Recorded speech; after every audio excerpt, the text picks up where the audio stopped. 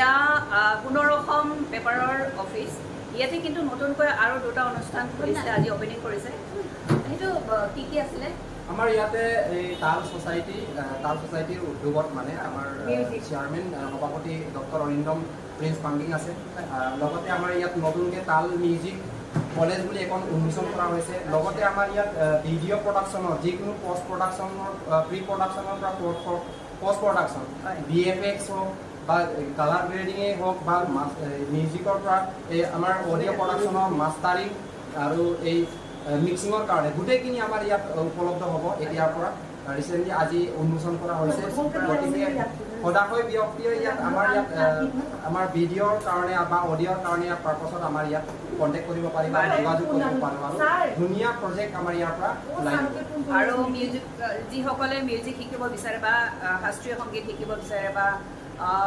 আৰু বাদ্যযন্ত্ৰ শিকিব বিচাৰে তেওঁলোকেও ইয়াতে এডমিশ্যন ল'ব পাৰে হয় এইটো আমি অলৰেডি ক'লোৱে তাল সোসাইটিৰ উদ্যোগত এইখিনি আমি নতুন তাল মিউজিক কলেজ বুলি আমি উন্মোচন কৰিলোঁ ইয়াতে আমাৰ শাস্ত্ৰীয় সংগীত লঘু সংগীতৰ পৰা আৰু আমাৰ ৱেষ্টাৰ্ণ আৰু নতুন যিবিলাক ফিউজনৰ গানবিলাকো আমাৰ ইয়াত আমাৰ শিকোৱা হ'ব আৰু গীটাৰৰ পৰা আৰম্ভ কৰি কীবৰ্ডৰ পৰা আৰম্ভ কৰি গোটেইখিনি যিমানখিনি বাদ্যযন্ত্ৰ বিশেষকৈ 6-7টামান বিভাগত আমাৰ ইয়াত ট্ৰেইন আপ কৰা হ'ব বহুত বঢ়িয়া বহুত লোকে মানে ইয়াতে সুবিধা লাভ কৰিব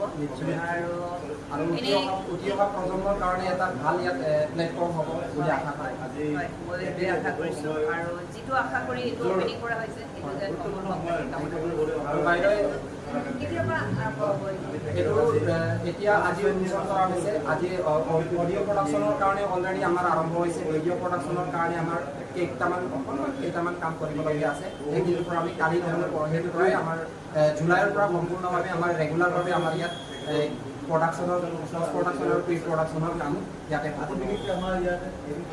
বাকীখিনি বাইদেউ আপুনি ইয়াত আহি কিনে আমাক এইখিনি অকণমান প্ৰচাৰৰ কাৰণে আপুনি যিটো অৱদান দিছে তাৰ কাৰণে খুবেই ধন্যবাদ